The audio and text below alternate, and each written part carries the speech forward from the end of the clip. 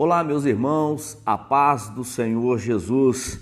Que Deus, nesta manhã, possa abençoar a sua vida, abençoar a sua família, abençoar o seu lar, que as mais ricas bênçãos do Senhor Jesus estejam sobre a sua vida neste dia. Estamos aqui na congregação para falarmos um pouco hoje da nossa lição de número 7, a nossa lição da Escola Bíblica Dominical. Nesse trimestre, estamos estudando aí um comentário bíblico a respeito da igreja eleita, um comentário bíblico em cima da carta que Paulo escreveu aos Efésios. E nós estamos aqui hoje para falar da lição de número 7, cujo nosso tema é Cristo é a nossa reconciliação com Deus. E nós vamos juntos nesta manhã aprendermos aí um pouco sobre esta lição bíblica, né? Eu quero nesta manhã fazer uma leitura bíblica que é a base da nossa lição, da nossa escola bíblica dominical nesta manhã. E na sequência eu quero fazer uma oração, orar pelas nossas vidas, orar pela sua vida. O texto que nós queremos ler está na carta que Paulo escreveu aos Efésios, no capítulo de número 2, no versículo 14 até o versículo de número 19. O texto traz para nós o seguinte: porque Ele é a nossa paz, o qual de ambos os povos fez um, e derribando a parede da separação que estava no meio. Na sua carne, desfez a inimizade, isto é, a lei dos mandamentos que consistia em ordenanças, para criar em si mesmo dos dois um novo homem, fazendo a paz. E pela cruz reconciliar ambos com Deus em um corpo, matando com ela as inimizades. E vindo ele, evangelizou a paz a vós que estáveis longe e aos que estavam perto, porque por ele ambos temos acesso ao Pai, é o mesmo Espírito. Assim que já não sois estrangeiros, nem forasteiros, mas concidadãos dos santos e da família de Deus. Esse é o nosso texto base da nossa lição da Escola Dominical, lição de número 7, nesta manhã. Feche vossos olhos, oremos ao Senhor. Querido Deus e eterno Pai, nesta manhã estamos em Tua presença para Te adorar, glorificar, exaltar o Teu nome. Queremos, Senhor, render graça a Ti por tudo o que o Senhor tem feito em nossas vidas. Te agradecemos pela noite de descanso, te agradecemos pela oportunidade de falar do Teu amor, te agradecemos pela vida de cada um dos Teus filhos, Teus servos que estão assistindo a esta aula ou, Senhor, na sequência irão assistir. Que o Senhor possa abençoar a vida de cada um, Senhor, derramando as mais ricas bênçãos do céu. Esta é a minha oração. Eu oro e te agradeço em nome de Jesus. Amém, amém. Que maravilha, meu querido. A nossa lição de número 7, o nosso tema diz para nós, Cristo é a nossa reconciliação com Deus. O nosso texto áureo da lição é até um dos versículos que nós lemos, capítulo 2, versículo 14, ele escrito está, porque ele é a nossa paz, o qual de ambos os povos fez um, e derribando a parede da separação que estava no meio. Esse é o texto. Esse mesmo texto na Bíblia NTLH ou na Bíblia, na nova tradução, na linguagem de hoje, esse mesmo texto traz escrito o seguinte: pois foi Cristo quem nos trouxe a paz, tornando os judeus e os não-judeus um só povo. Por meio do sacrifício do seu corpo, ele derrubou o muro da inimizade que separava os judeus dos não-judeus. Na NVI, que é a Nova Versão Internacional, ele traz: pois ele é a nossa paz, o qual de ambos fez um, e destruiu a barreira, o muro da inimizade. A verdade prática da nossa lição está escrito: ao morrer na cruz do Calvário, Cristo reconciliou os eleitos, desfazendo a inimizade entre Deus e os homens.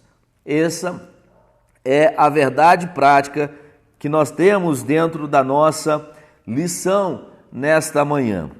A introdução da nossa lição diz para nós aqui que, quando analisamos o quadro, isso foi estudado na lição passada, na lição de número 6, nós estudamos sobre os gentios, como era, como estavam os gentios na lição passada, cujo tema falava sobre a condição dos gentios sem Deus.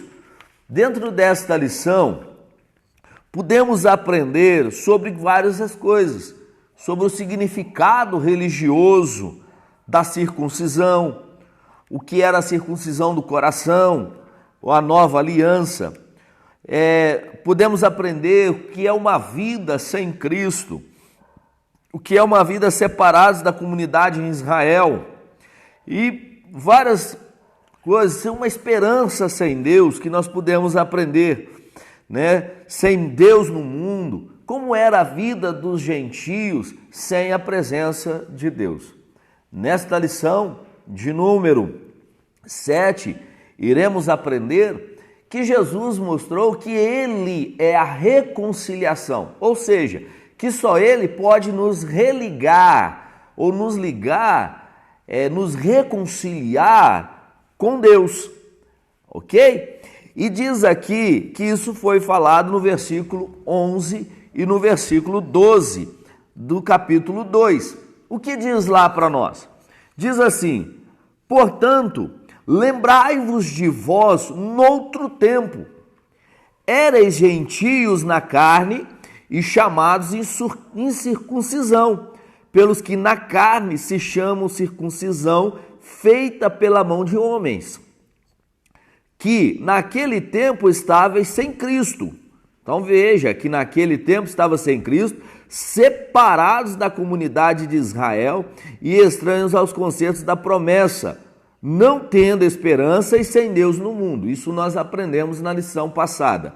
Veja que agora, aqui no versículo 13, Paulo usa uma expressão diferente, uma expressão, qual é essa expressão? Mas agora, ele coloca mas, tem ali, preste atenção, se você abrir da tua Bíblia e ler, acompanhar, você vai perceber que tem uma vírgula ali, ou seja, uma pausa.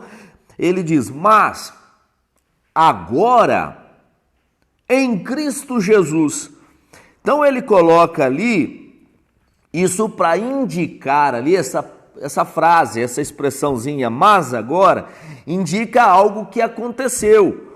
E ali, a partir daquele momento, está alterando a situação dos gentios.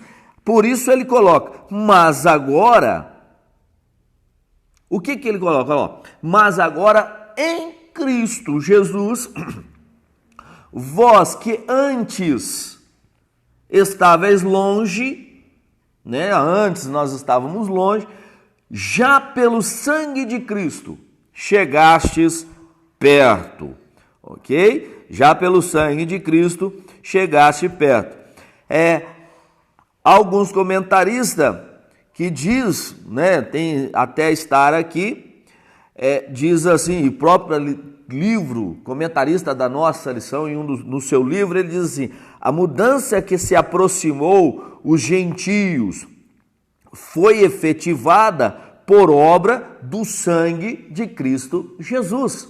Foi através da obra do sangue de Cristo Jesus, lá na cruz do Calvário, que fez essa reconciliação e nos aproximou cada vez mais de Cristo e do Senhor. Ok?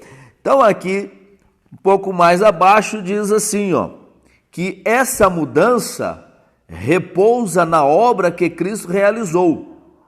Vós que antes estavas longe, já pelo sangue de Cristo chegaste perto. O comentarista da nossa lição, ele coloca assim: as palavras longe e perto fazem alusão à posição dos gentios e judeus em relação a Deus, ok? Neste caso, o povo de perto eram os judeus, tá? E o povo de longe era os gentios. O povo de perto eram os judeus e os de longe eram os gentios. Outro comentarista coloca que antes, sem Cristo, os gentios estavam distantes, mas agora, por estarem em Cristo, se aproximaram. Essa aproximação não se deu pelos ensinos de Cristo, mas pelo sangue de Cristo. Então, essa aproximação dos gentios, a qual Paulo está falando aqui, ela não se deu por meio do ensino de Jesus, mas ela se deu sim pelo sangue de Jesus Cristo. Obra esta realizada lá na cruz do Calvário. O primeiro ponto da nossa lição traz para nós escrito: Cristo desfez a inimizade entre os homens. O primeiro ponto, a parede de separação entre os homens. Trata-se de uma analogia com as muralhas do templo em Jerusalém. O que significa esta palavra analogia? É uma relação ou semelhança entre as coisas, é fazer um comparativo, talvez aí uma analogia, né? Uma semelhança entre um fato e outro. Aqui diz para nós que a estrutura da construção revela o exclusivismo religioso do judaísmo. Entre o santuário e o átrio dos gentios havia um muro de pedra com a proibição de acesso aos estrangeiros. Se você fizer lembrar um pouco, lá no Antigo Testamento, lá para o lado de Êxodo, quando Moisés, ordenado por Deus, foi lá no Egito e tirou o povo de Israel do Egito e foi pelo deserto, no deserto eles fizeram o templo, né, a um lugar, a tenda de adoração, aonde eles adoravam ao Senhor. Já estudado em várias lições, em algumas lições passadas, sobre o tabernáculo, que já fomos estudar, e dentro do tabernáculo havia lá o pátio, o átrio, havia o santo dos santos, o santuário, o santo dos santos e a outra parte. Então, o santo e o santo dos santos. E para passar de um lado para o outro, somente lá no tabernáculo, somente passava o sacerdote, o sumo sacerdote. E quando Jesus morreu na cruz do Calvário, diz a Bíblia que o véu do templo se rasgou de alto a baixo. Então, o véu do templo se rasgou, dando acesso ali ao Santo dos Santos. Aqui, dentro no Novo Testamento, nós encontramos aqui o templo em Jerusalém. Quando fizeram o templo de Jerusalém, do templo tinha o átrio, e nesse átrio os gentios só podiam chegar até ali, não podiam passar dali. Os judeus eram rigorosos nisso, e os judeus tinham que ir para lá, que separava ali aquela parte, o santuário do átrio dos gentios. Eles colocaram um muro extenso, alto, e quem podia somente entrar no santuário era o judeu. E aquilo era um exclusivismo da parte deles, tendo aquele muro construído. E quando Jesus, pelo seu sacrifício, pela sua obra no sangue de Cristo, esse muro foi quebrado. Quebraram-se esse muro ali. E quebrando esse muro, o extremismo judaico levava isso muito a sério. Se você ver ali na lição, no capítulo 21 de Atos, versículo 28 a 30, você percebe-se ali que o judeu, ele levava isso muito à risca, muito a sério, esta questão do exclusivismo religioso.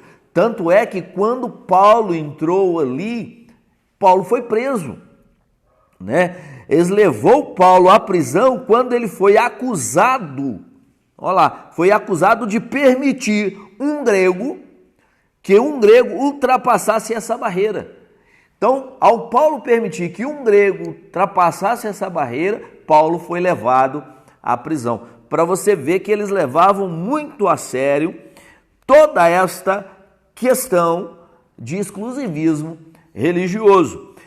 Esse muro, tem alguns comentaristas em um livro de teologia, diz: de qualquer lugar os gentios podiam olhar e observar o templo. Então, de qualquer lugar que eles estivessem, os gentios podiam olhar e observar o templo. Porém, não tinham permissão de aproximar-se dele.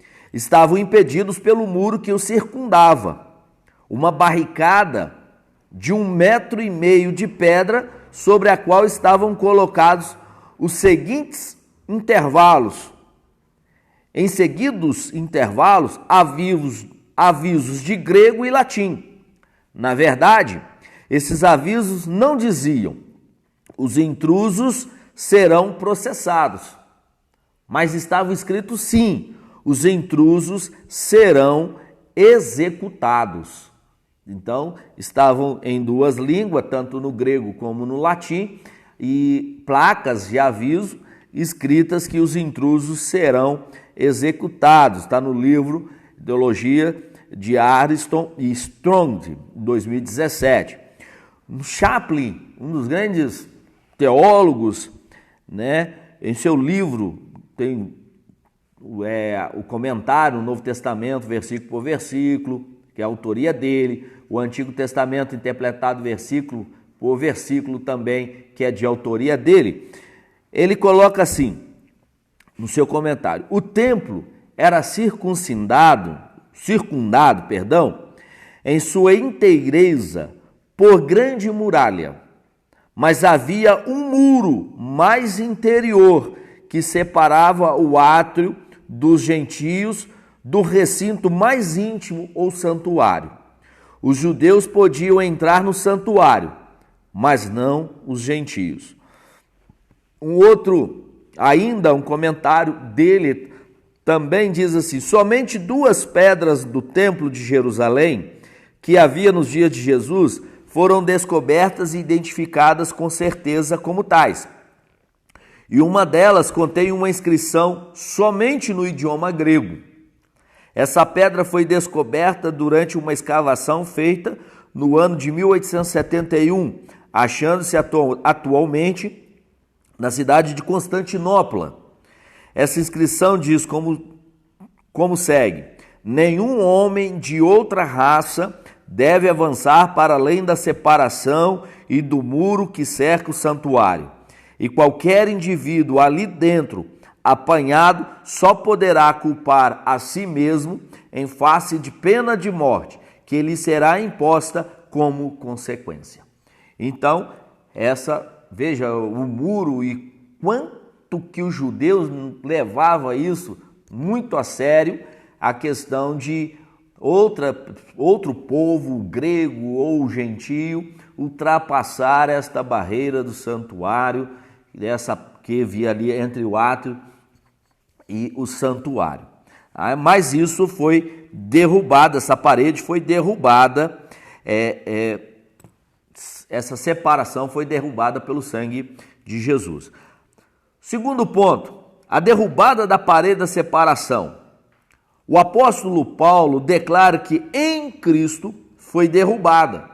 Em Cristo foi derrubada a parede de separação que estava no meio. Então, essa parede que estava no meio, ela foi separada em Cristo por meio né, que estava lá no meio. Diz aqui um comentarista que Cristo derrubou o muro de separação, os aspectos restritivos da antiga lei mosaica. Veja, esta parede simbolizava ritos judaicos da lei mosaica. E quando isso foi derrubado, foi derrubado o quê? Os aspectos restritivos dessa antiga lei. Portanto, eliminou tais preceitos como norma da conduta, da conduta diária do crente. Esse muro falava sobre o sistema judaico em sua inteireza, o qual, devido à sua própria natureza, excluía os gentios.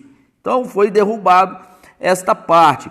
Essa barreira era tanto literal como espiritual, mas por mérito da cruz de Cristo, a divisória foi rompida. Então, por meio desta parte, desta quebra, foi rompida essa divisória que existia ali.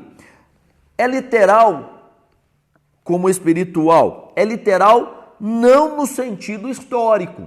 Tá? Vejamos aqui, ela é literal não no sentido histórico de um muro de pedra deixar de existir. O muro de pedra não deixou de existir fisicamente, mas no sentido de terem sido revogadas as restrições que outrora foram o propósito da sua construção. Então, se olharmos o propósito da construção, era restrições, era restringir o povo, o gentio, de transpassar, de restringir o grego de transpassar, era restrições. E essa restrição é que foi derribada ou derrubada. Ela também é espiritual, porque todos que creem, agora, tanto judeus como gentios, em Cristo, têm acesso diretamente à presença do Deus Pai, ok? Então ela é literal, não no sentido histórico, de derrubar, de terminar, de acabar com o muro fisicamente, né? Mas no sentido, sim, de derrubar as restrições impositivas que ali eram colocadas para aquele muro. E também ela é espiritual, porque todos que creem, né, tanto agora judeus como gentios, teriam o acesso à presença do Deus Pai. Falando ainda de modo literal e histórico, a parede não foi derrubada até as legiões romanas entrarem em Jerusalém em 70 depois de Cristo. Então, veja, o muro, a parede, fisicamente, ela só foi derrubada quando dos exércitos romanos entrarem em Jerusalém, isso no ano 70 depois de Cristo. Portanto, ainda estava em pé, ainda cercava o templo, enquanto Paulo escrevia esta carta. Então, quando Paulo escreveu esta carta aos Efésios, isso por volta do ano 62, aproximadamente, entre o ano 61 e 62 depois de Cristo, quando ele escrevia essa carta, esse muro ainda estava em pé. Se nós tirarmos aqui o ano 62 como base, quando Paulo escreveu a carta, o muro estava em pé. O muro só foi derrubado fisicamente, destruído fisicamente, 8 anos depois que Paulo escreveu esta carta. Mas embora permanecesse materialmente, espiritualmente já foi derrubada muito tempo antes, em 30 depois de Cristo, aproximadamente quando Jesus morreu lá na cruz do Calvário, ok? Então, em outras oportunidades, claro, o nosso tempo aqui na transmissão ele é muito limitado e não vamos nos aprofundar muito, mas aí fica aqui já, se você quiser mandar mensagem para mim, podemos aí esclarecer e tirar dúvidas para os irmãos na medida que for possível. O terceiro ponto diz o conceito da lei dos mandamentos. né? O conceito da lei dos mandamentos. A compreensão deste conceito repousa na visão tripartida da lei mosaica: a moral, a cerimonial e a civil. Então nós vamos ver aqui que esse conceito compreende na visão tripartida. O que é isso? A palavra aí, tripartida, significa dividido em 3 partes. Tripartido, né? Dividido em 3 partes. A primeira, a moral. A lei moral permanece em vigor como padrão de conduta, mas não como meio de salvação. Então, a lei moral, né? Na parte moral, a lei moral, ela permanece ainda em vigor como um padrão de conduta. Mas veja aí que está escrito, vírgula, mas não como meio de salvação. Não é meio de salvação. Nós somos salvos pela graça, pela graça sois salvos, e isso não vem de vós, é dom de Deus, né? Então a lei moral permanece em vigor como padrão de conduta, mas não como meio de salvação. Temos a lei cerimonial. A lei cerimonial ela é citada como sendo a circuncisão, sacrifícios, comida, bebida, dia de festa, lua nova e sábados. Então a lei cerimonial ela era colocada como rituais para ser feito. Tinha que fazer a circuncisão, tinha que fazer sacrifícios, tinha comida, tinha bebida. Lembra lá no Antigo Testamento como era as pessoas aí ao tabernáculo tinha que levar, sacrificar um animal, 2 animais, um pelo seu pecado, o outro mandava pelo deserto, tinha que fazer rituais, o judeu tinha que fazer a circuncisão, tinha a questão da comida, tinha a questão da bebida, dias de festa, vários rituais. Colossenses capítulo 2, versículo 11 e 16, traz escrito assim para nós. Vou ler aqui na NVI, que é a nova versão internacional. Nele também vocês foram circuncidados, não com uma circuncisão feita por mãos humanas, mas com a circuncisão feita por Cristo, que é o despojar do corpo da carne. Portanto, não permitam que ninguém os julgue pelo que vocês comem ou bebem, ou com relação a alguma festividade religiosa ou celebração das luas novas ou dos dias de sábado. Então aqui um comentarista, um teólogo, diz o seguinte: essa lei consistia em milhares e milhares de regras, prescrições, mandamentos e decretos. As mãos tinham que ser lavadas de uma maneira determinada, igualmente os pratos. Há páginas e páginas sobre o que se deve fazer e o que não se deve fazer no dia de sábado. Determinados tipos de sacrifícios deviam ser oferecidos com relação a determinadas circunstâncias da vida. Então veja que dentro da lei cerimonial tinha várias, milhares e milhares, como diz aqui, milhares e milhares de prescrições, mandamentos e decretos. Forma de você lavar as mãos, como você deveria lavar os pratos, né? O que você deveria ou não deveria fazer no sábado, vários tipos de sacrifícios que deveriam ser feitos em determinadas fases da vida. Esses ritos identificavam a posição do povo judeu diante de Deus e demonstrava a hostilidade dele para com os gentios. Então eles levavam muito à risca, muito a sério, toda essa lei cerimonial. A realidade, outro comentarista, e aqui quando eu falo alguns comentaristas, é porque nós buscamos aí algumas informações em outros comentários, né, bíblicos, e diz assim: na realidade, a lei constituída de ordenanças, cerimônias e regulamentos detalhados acerca do que era limpo ou impuro tinha o efeito de impor uma barreira ou de causar inimizade entre judeus e gentios. Então ele impunha regras, impunha barreiras para separar ali, ter uma separação. A lei, essa lei cerimonial, ela provocou, duas coisas. Primeiro, inimizade entre judeus e gentios. Portanto, ela os separava ao invés de uni-los.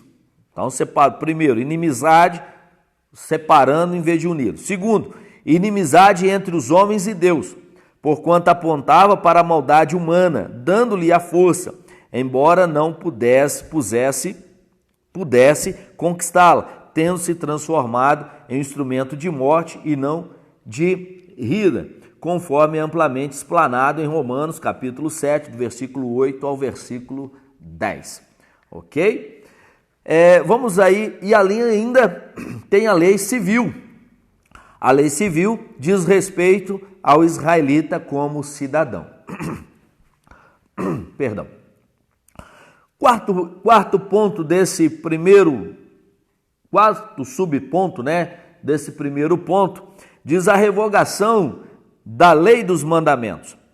Diz aqui que a eliminação das barreiras que dividiam judeus e gentios se deu pela revogação da lei dos mandamentos, que consistia em ordenanças. Capítulo 2, versículo 15, parte B. Diz lá assim, vou ler todo. Na sua carne desfez a inimizade, isto é, a lei dos mandamentos que consistia em ordenanças.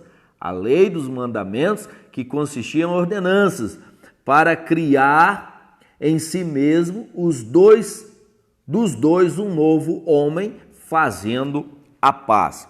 Essa revelação não contradiz o que Jesus disse: não vim para revogar, mas para cumprir. Então não traz aqui nenhuma contradição no que Jesus falou lá no sermão, no Sermão do Monte lá, que ele não veio para revogar, mas sim para cumprir. Aqui, a abolição das leis do mandamento não está em contradição com o que Jesus ensinou no Sermão do Monte. Ele aboliu as leis cerimoniais, que separavam as pessoas uma das outras. Circuncisão, sacrifício, alimento, regras acerca de pureza, festa e sábado. É isso que ele aboliu. Ele aboliu a lei cerimonial. Não podemos aí nos enganar, nos confundir com isso, tá? Cristo cumpria a lei do Antigo Testamento, porque essa lei, especialmente a lei cerimonial, com seus regulamentos para os sacrifícios, prenunciava a sua vinda. Durante a sua vida na terra, ele obedeceu e apoiou o propósito da lei como a revelação de Deus e o padrão de comportamento do povo. Então, ele cumpriu a lei. Diz, ele não veio, ele mesmo diz lá no capítulo 5, versículo 17, eu não vim para revogar, eu vim para cumprir a lei. Então, ele cumpriu enquanto ele estava na terra, viu? Depois ele se tornou sacrifício vivo pelos nossos pecados e nos religou ao Senhor. Quando ele fez isso, morrendo em morte de cruz, na cruz do Calvário, ele acabou, ele terminou, ele derrubou essa lei cerimonial, lei cheia de sacrifícios, de ordenança, do que tinha, o que não tinha que fazer, sacrifício, circuncisão, questão de alimento, de regra. É isso que ele derrubou.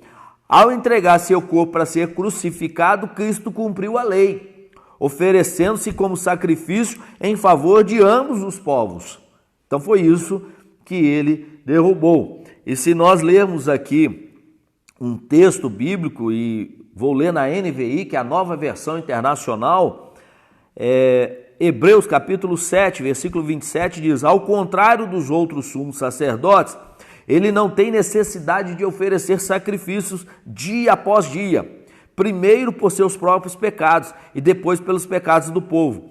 E ele o fez uma vez por todas, quando a si mesmo se ofereceu na cruz do Calvário. Se nós lermos esse mesmo texto na nossa na Bíblia, que nós temos o costume aí de lermos, Hebreus capítulo 7, versículo 27, diz assim: que não necessitasse, como sumos sacerdotes, de oferecer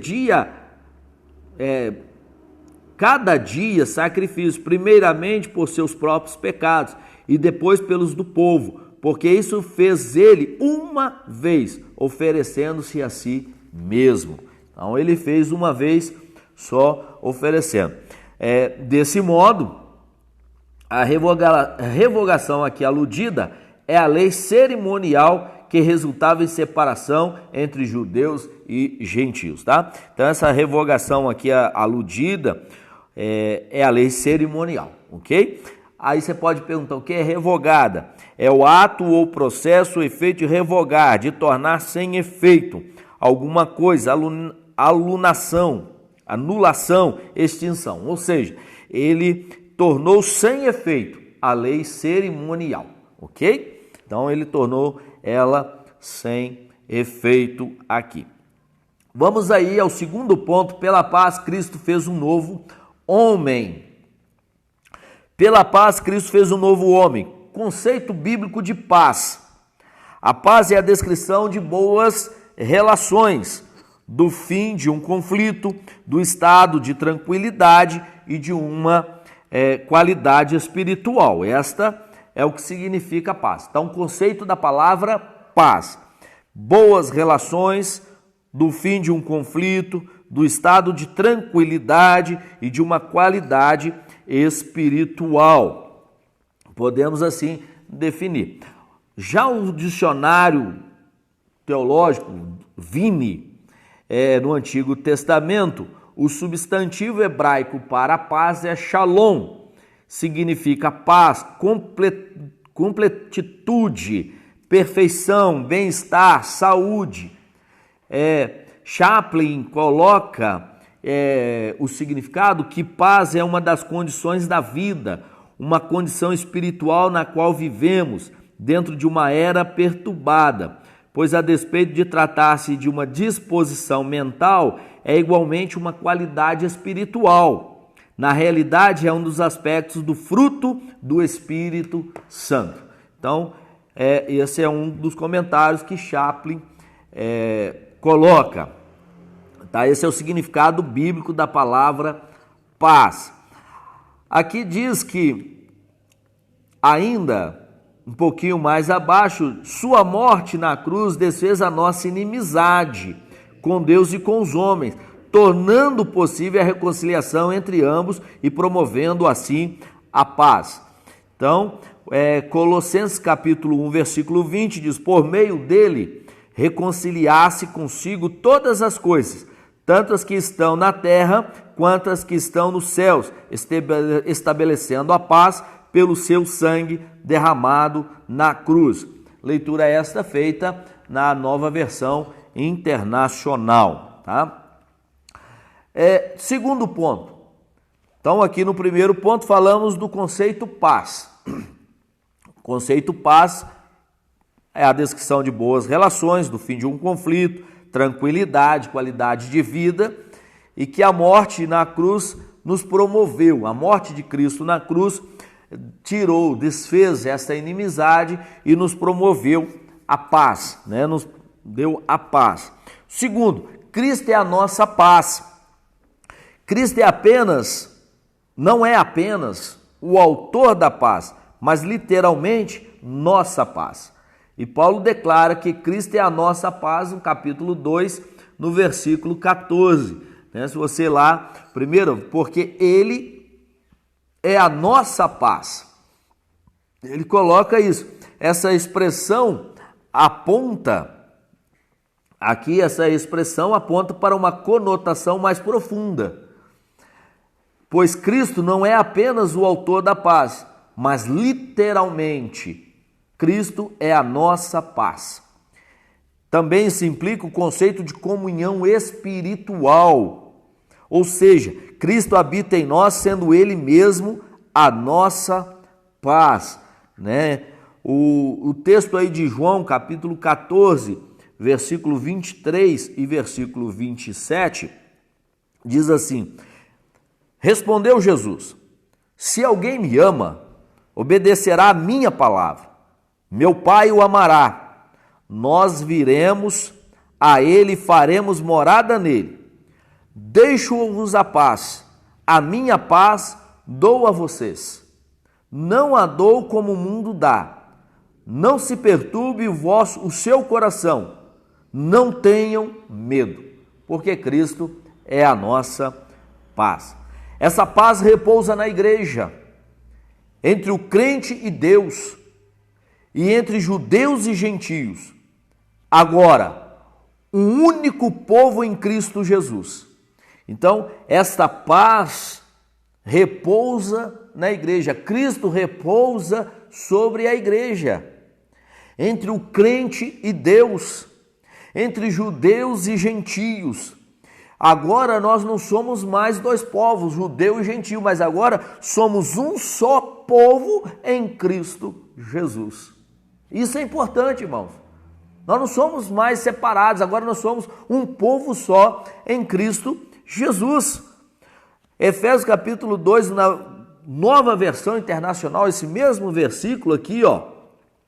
Porque ele é a nossa paz, o qual de ambos os povos fez um, e derribando a parede da separação que estava no meio. Esse mesmo texto, na Bíblia, na linguagem de hoje, diz assim: pois foi Cristo quem nos trouxe a paz, tornando os judeus e os não-judeus um só povo.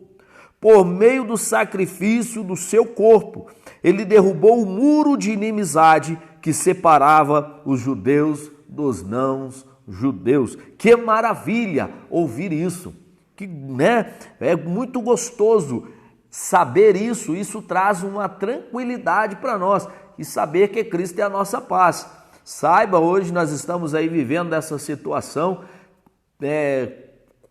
difícil, esta pandemia, medo. A gente percebe, conversa com algumas pessoas, percebe medo nas pessoas, mas nós cristãos não devemos ter medo, porque nós sabemos que Cristo é a nossa paz, que Cristo está conosco e barreira nenhuma vai nos impedir de adorarmos ao Rei dos Reis e Senhor dos Senhores.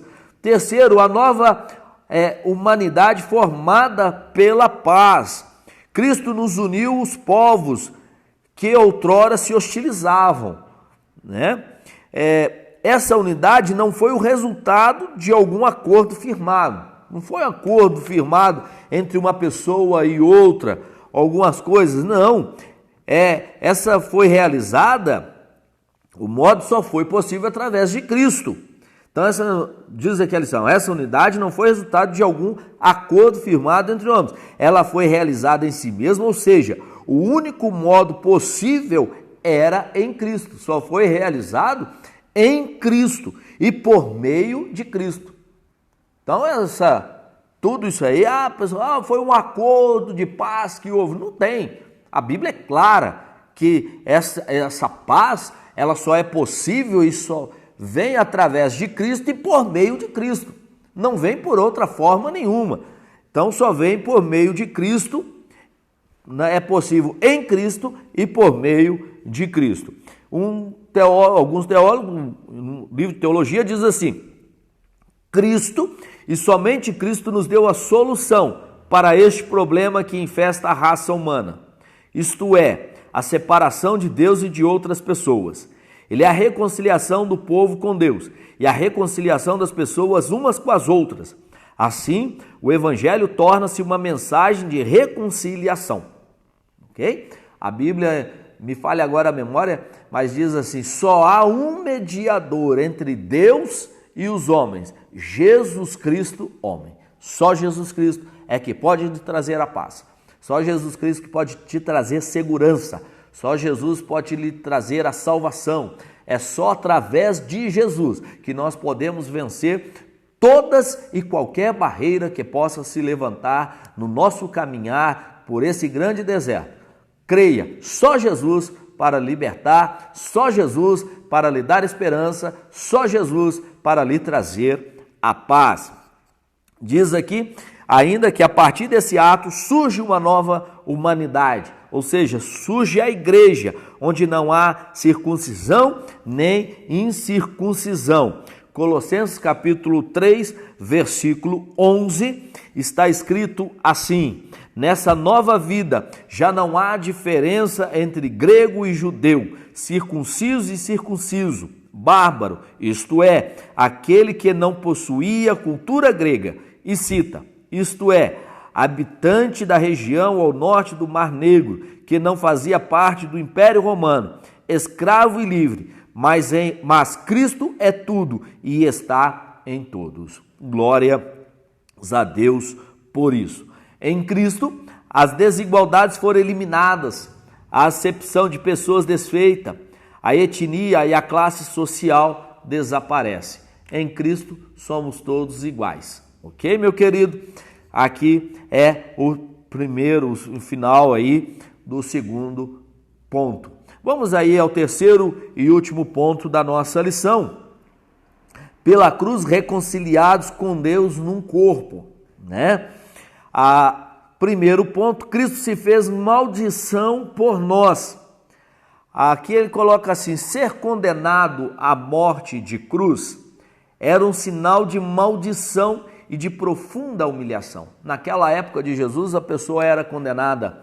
Quando a pessoa era condenada à morte de cruz, ela era considerada maldita, né? Era uma humilhação muito grande para aquela pessoa, né? O réu, quando era condenado ali à morte de cruz, ele era açoitado por um chicote de várias tiras de couro, acompanhada de chumbo ou ossos nas pontas.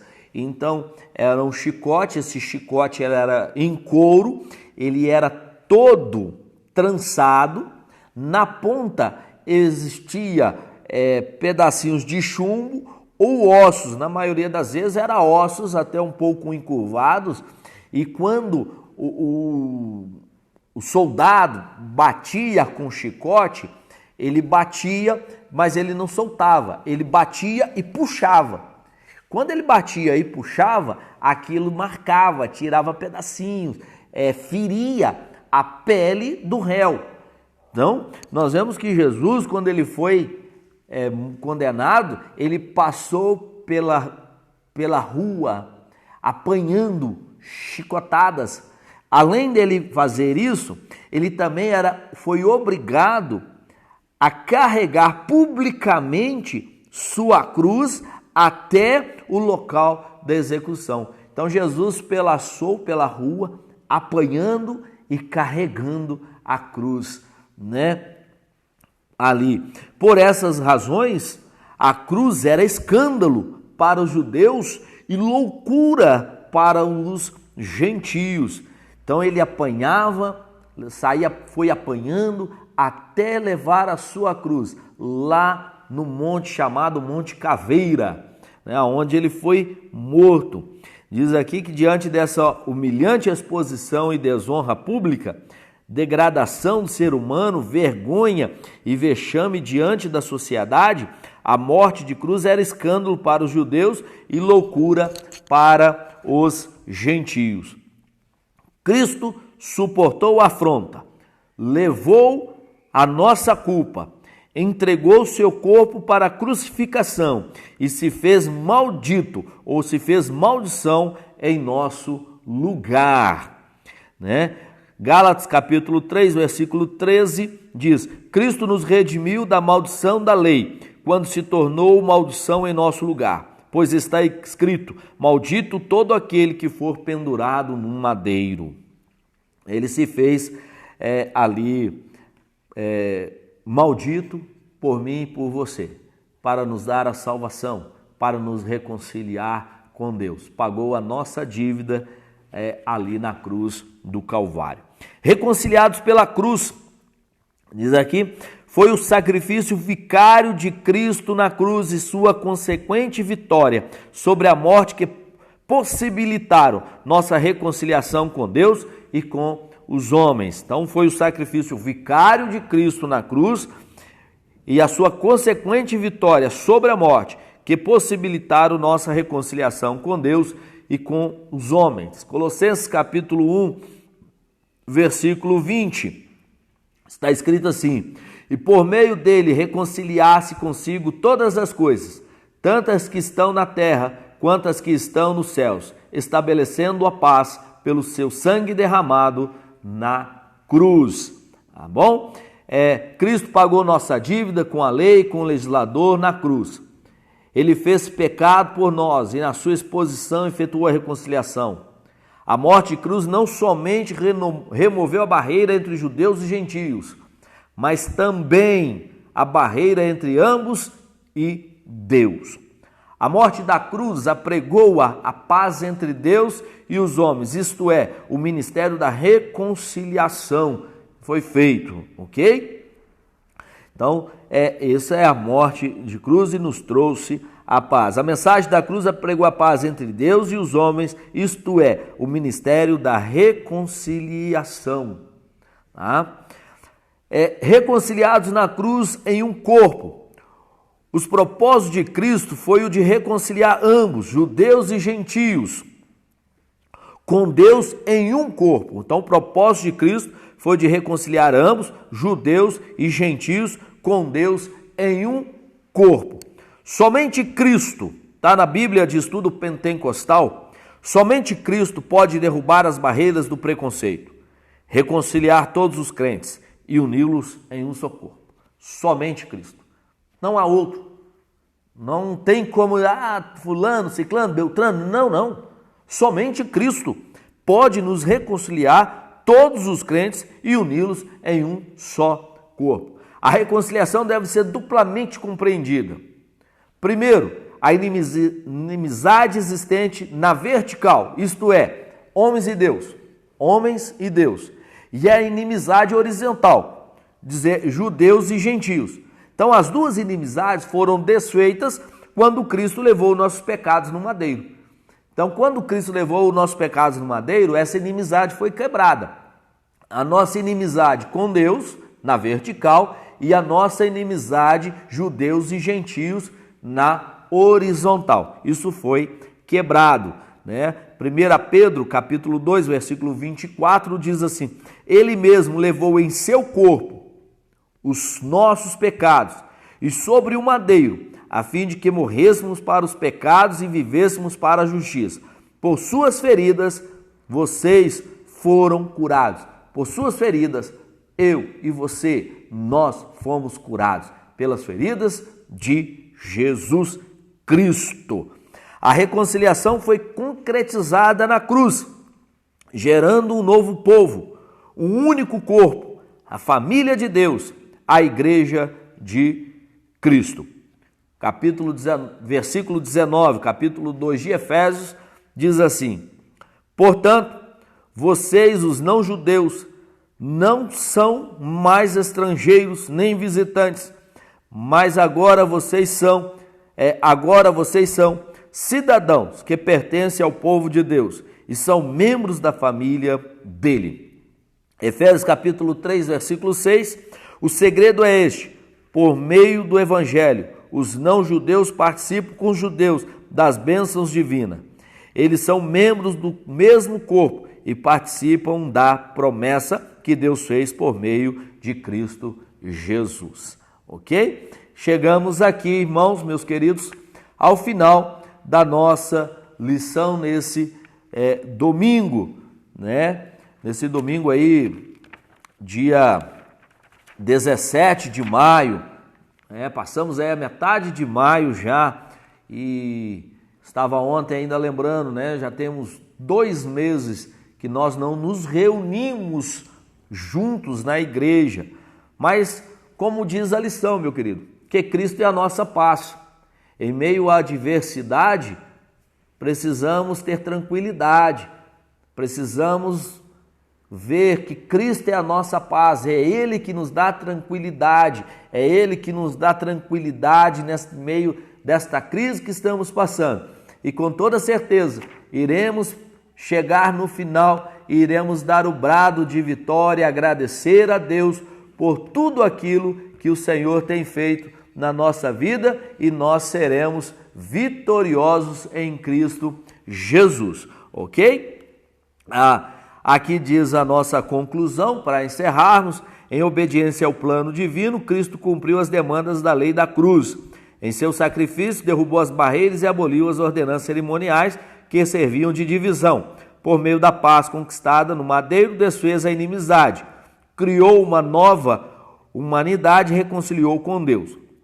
A partir dela, formou um novo povo, a igreja, o corpo de Cristo.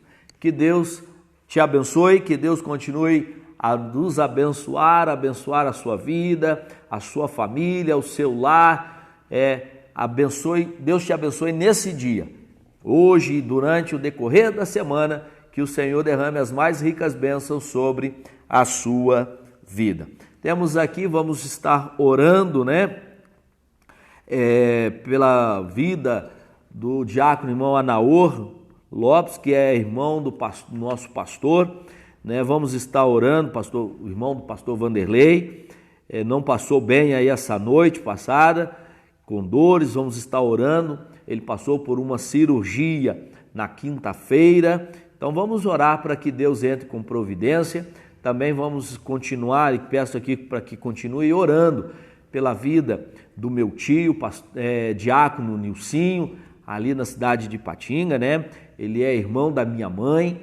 Eu peço que os irmãos continuem orando pela vida dele também, amém? Vamos orar, agradecer ao nosso bom Deus, lembrando aos irmãos que hoje, a partir das 18h15, estaremos com o nosso culto online, nosso culto de adoração ao nome do Senhor Jesus.